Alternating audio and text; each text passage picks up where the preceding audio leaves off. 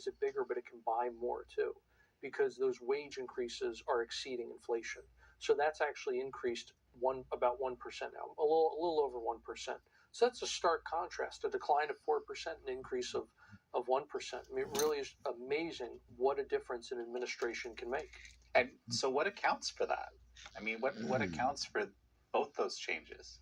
The biggest change has been the slowdown in inflation.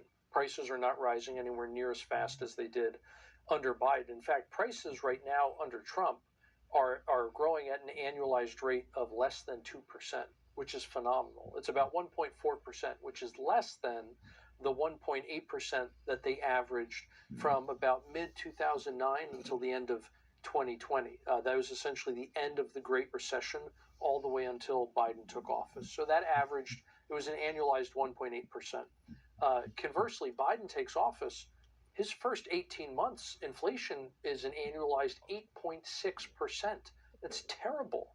And then for the last 30 months of his term, which was the bulk of it, inflation was well over 3%. It was over 3.5% at an annualized rate. So you contrast that with what is happening under Trump. Inflation has been not only cut in half from that latter portion of the Biden administration, but it's running even slower than it did in the economic expansion before Biden took office. So really tremendous news on that front. We've seen a lot of consumer staples. Not only has inflation slowed down where the price is rising, but not as fast as before. Some of these things, the price is actually going down. Eggs is a good example. Gasoline is a good example. There are other staples as well, but what we see when we look at the entire landscape, we say, okay, some things have risen a little bit, some things have fallen a little bit in terms of price, but on average, there's been almost no change. There's been only a very slight increase, which is great news considering Biden handed Trump an economy with inflation running at an annualized rate of over 5% from December to January. And Trump has managed to cut that by about 80%. It's terrific. Much of it has to do with energy, the fact that energy production is helping drive down prices so much. And it's not just domestically, but it's also foreign suppliers as well, in part because nations like Saudi Arabia realize if they don't become the marginal producer, in other words, if they don't step up and produce more today, then we'll do it. So they'd rather have the production than us. But whatever the case, it's forcing down energy prices around the world, which has been tremendous for the American consumer because energy affects the price of everything we do and everything we buy. So if you bring down that input, if you will, into other goods and services throughout the economy, then you see prices everywhere start to go down as well. And sure enough, that's what we're seeing today. So a couple of quick things come to mind. First of all, that huge increase in inflation had to do with the sort of massive spending around COVID. So that some of that actually came still from the Trump administration, didn't it? So this is a really, really interesting kind of phenomenon that happens there. What we saw in 2020 was the government printing trillions and trillions of dollars, but most of it didn't get spent. In fact, interestingly, a lot of the money that got handed out to folks, they didn't go out and spend it. First of all, it was hard to find anything to spend money on, right? You couldn't get cars. There were all kinds of things. There were shortages everywhere. There were all kinds of things that you couldn't get. People, for the first time since the global financial crisis, started paying down their credit card balances and en masse. So much so that the interest people were paying on those credit cards just plummeted. And between the decline in the balances and then also the decrease in interest rates, the financing charges went to almost nothing. So what that did was it put actually downward pressure on the money supply, because as you borrow money, that actually creates money. Lending actually creates money, and when you pay back those loans, it extinguishes the money. So can you just explain that a little bit more to me, like how that works? Sure. We use what's called fractional reserve banking. Mm-hmm. This is the whole reason that you can get bank runs. It's because when you put $1 on deposit in the banker turns around and loans out that money as quick as he can and to more than one person. And so what ends up happening is you get multiple claims on the same dollar. You're walking around thinking, I own the dollar that's in my bank account. And you do. But it's already been handed out to a bunch of other people in the form of loans. And so if you go and you put $1 into the banking system, it ends up creating about $10. It's the original dollar plus about 9 additional dollars because the money gets lent out. Not all of it. Some of it has to get kept on reserve just in case you do go and ask for your money back. But let's say 90 cents on the dollar gets lent out to somebody else. Well, he spends that money, and then he put whoever receives that money that he spent, they go and put it on deposit in their bank. And 90% of that, or 81 cents, gets lent out. Well, this cycle continues, and you end up with a situation where, again, the $1 that you put on deposit in the bank ended up creating $10 in the banking system. And when the Fed creates money, it works the exact same way. This is why it's so problematic when the Federal Reserve creates a dollar for the government to spend. The government spends it, it goes through the banking system and ends up creating $10. So to give the government a little bit of money to spend, you end up creating a lot of inflation. Conversely, in 2020, because of this very weird confluence of events, people were paying down debt, not taking on debt. And that resulted in a reduction in the money supply, not an increase. And a lot of the money that the Fed created for the government to spend, they basically kept in what you might call a kind of a rainy day fund. They kept it in their cash account at the New York Federal Reserve. This is part of why, when we look at the amount of the debt increase under Trump, it's a little misleading. $1 trillion of that increase was literally just cash that the Treasury left sitting in the bank because they weren't sure in April of 2021 what were tax receipts going to look like. They thought that tax receipts might be terrible because nobody's working in 2020. Now, it turns out tax receipts were fine and they didn't need that money. So the correct move by the Biden administration would have been to simply take all the cash sitting in the bank and retire that extra $1 trillion in debt. Instead, they turned around and spent it. So a big reason why you don't see literally any inflation in 2020 is the fact that the Fed creates all of this money, and then whether you're a consumer or the government, you just keep a lot of that cash on the sidelines. You're not actually using it. It's not really flowing through the economy. Fast forward to 2021. The economy's opening back up. People are feeling more confident. They go out and they start spending all that money that the government's been handing them in 2020. And then in 2021, whether it's ARPA or a couple of the other bills they passed, they gave people even more money that the Fed printed out of nothing. And so at the precise time we should have taken our foot off the gas and put it on the brake, we just stomped all the way on the gas. And so what could have been essentially a non-inflationary episode turned into the worst inflationary episode in 4 decades. EJ, we're going to take a quick break right now, and folks, we're going to be right back. And to the Iranian infrastructure, before you're going to see a significant impact on global production, not just Iranian production, obviously that can take a hit. But when we look around the world, a lot of these oil-producing countries, whether it's the Saudis, the Russians, whether it's us here in America, you have countries in South America to a lesser extent, but whatever the case, around the world, you have a lot of different countries where they are not actually producing at their maximum. There is excess capacity there where we could pump more. We could certainly drill more, but we can, even with existing wells, we can pump more and we can ship more. You're not looking at pipelines that are at maximum capacity. The big pipeline up in Alaska, for example, that has fallen so low in capacity that they're not sure how much longer they can keep it open, because if they're not flowing, they need enough pressure. Exactly, and they need enough heat. If that cools down enough, if the pipeline isn't full enough, the Arctic air cools it down. It basically turns to sludge, and it's difficult to move it through that pipeline, at least in a cost-effective way. So what I'm getting at, Jan, is that there's just tons of excess supply or excess capacity for bringing new supply online around the world. And unless Iran were to, just have their oil infrastructure and production completely wiped out, it's hard to imagine a scenario where the rest of the world can't make up for whatever deficit is incurred because of this conflict. What strikes me, if I'm not mistaken, it's something almost just south of 80% of their oil is actually bought by China since it's sanctioned. Now, what is the impact of that? Because I'm assuming the capacity will be severely degraded. But with a commodity like oil, it's really, really difficult for those sanctions to be 100% effective. Sure.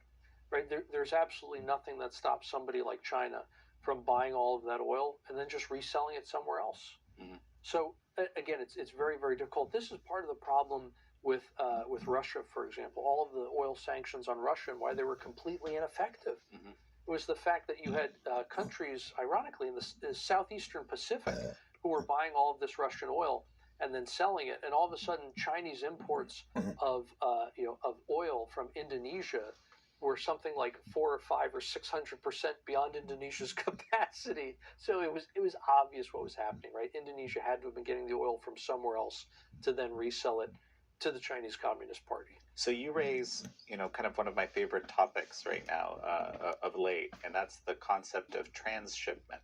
Mm-hmm. And so it's really interesting what happened with oil. But so when I was at the White House when these various tariff regimes on different countries are announced, and it very quickly occurred to me as I was looking at these tables that from the little that I knew, that the countries that seemed to be getting the highest on average, right, not 100%, but on average that were getting the highest tariffs were the China transshipment countries. For example, in Vietnam, you would set up a warehouse and you would bring your goods in from China that Sure. had a high tariff already from the previous Trump administration, and then you would just sell them as outside of the tariff regime. And then, of course, actually, there's all sorts of since Russia was sanctioned in various ways, all sorts of countries near Russia all of a sudden are importing really large amounts of goods from different places. So transshipment is just a big thing, right? And it struck me that this tariff regime saw that as important, and I'm curious what your thoughts are here. Well, I think this is part of the reason why Trump goes after Canada the way he does. So many people have said, why is he going after our friendly neighbors to the north, eh? And the reason for that is simply because they actually commit a whole host of violations of USMCA. They allow China to abuse that trade agreement. China dumps products into Canada, it gets repackaged, relabeled, and reshipped into the United States. And because of that, not only does it avoid the Chinese tariff, but it gets preferential treatment under the U.S. Mexico-Canada trade agreement. So things like that are really, really problematic for this administration. Aside from the fact that Canada does things like put these crazy quota regimes on American dairy products, on American automotive products, automotive parts, etc. But I think a lot of what we saw on Liberation Day was it wasn't so much a focus on individual trade abuses. It was just looking at trade deficits, which I have to say I'm not a fan of, right? And I appreciate the fact that since then, the administration seems to be, I think, reevaluating that approach, where they're not so concerned about do we run a trade deficit with this country or not, specifically a trade deficit in products as opposed to services. Less of a focus on that and more of a focus on we need to counter the Chinese Communist Party, number one. They're a number one adversary. And we need to go after, no matter who it is, friend or foe, we need to go after trade abuses. And that could be, China checks a lot of these boxes, right? It could be dumping products, subsidized products. It could be currency manipulation and destructive monetary policy. It could be utilizing slave labor.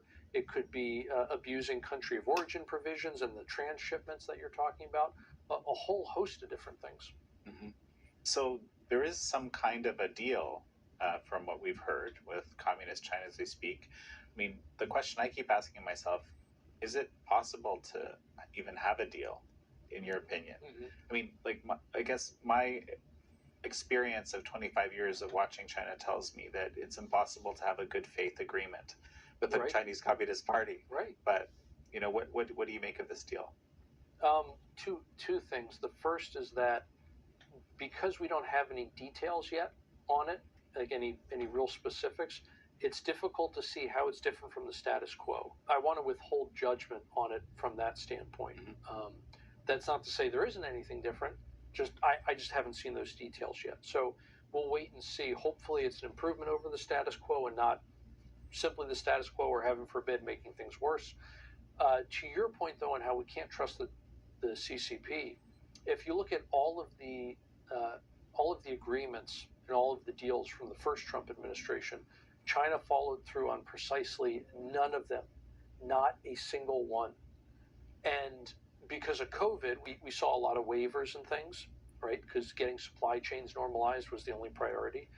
But as soon as 2021 came around and supply chains did normalize, and we have a couple different ways to measure that, but it's clear by the end of 2021, things were fine. Supply chains were actually in better shape then than they were in 2019.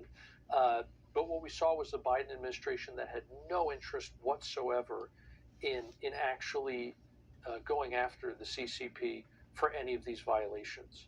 And the Biden administration did nothing to enforce any of the deals that were already on the books. You know, we have money from them. A big, beautiful bill here in the U.S. that's being worked on both in the House. There's rescissions at the moment that are being proposed and are being debated, and then there's questions about what the Senate will do. Give me a picture of where things, and there's a ton of criticism of this bill, but the administration and many members of Congress are determined to get it passed. So where do things stand? So right now we're waiting on the Senate to make whatever changes they want. It's clear it's not going to pass as is through the Senate. So the question just becomes, is the Senate going to make just a little bit of change, or are they going to make a lot of change to the bill? I'm thinking they might make quite a few changes.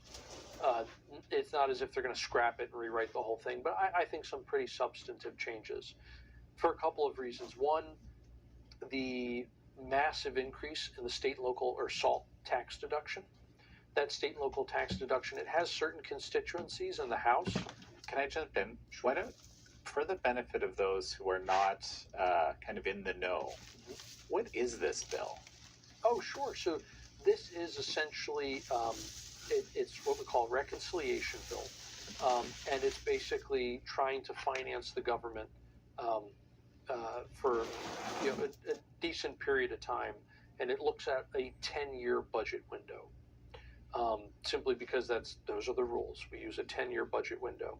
And because it's reconciliation, it's not regular order, it can pass through both houses with a simple majority, so you don't have to worry about that 60-vote filibuster in the Senate.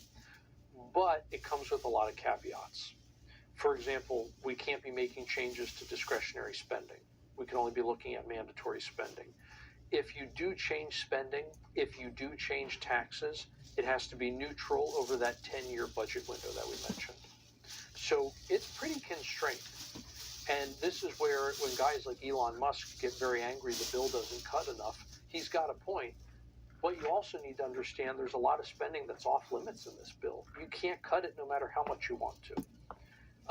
That has to be done either through regular order or the rescissions packages, which we can get to. So again, reconciliation it's difficult because you're very limited in what you can do and in the things you can touch, and there's a lot of stuff that's off limits. So now give me a picture of where things stand. But what the big, beautiful bill does is, although the debt will still go up, it goes up at a slower rate. So this is why you'll hear people from the administration saying, this cuts spending. Okay, it cuts the increase in spending, which is why people on the left will say, this bill increases spending. Yes, but it increases it at a slower rate. So you can see how there's a little bit of spin going on, I think, in either instance. But at the end of the day, probably the most important takeaway, and I think the most honest assessment, is that the bill is a step in the right direction. It doesn't go far enough, but it's better than the alternative of doing nothing. If we live in a world where it's this kind of this binary choice, do we pass the bill or do we just stick with the status quo? Passing the bill is definitely the right choice. Because if you don't, you have a $4.5 trillion tax increase on the American people, of which almost all of it, $4 trillion out of the $4.5 trillion, is going to fall on the middle class. Well, E.J. Antony, it's such a pleasure to have had you on. It'd be my pleasure, and thank you for having me today. Thank you all for joining E.J. Antony and me on this episode of American Thought Leaders. I'm your host, Yanya Kellick.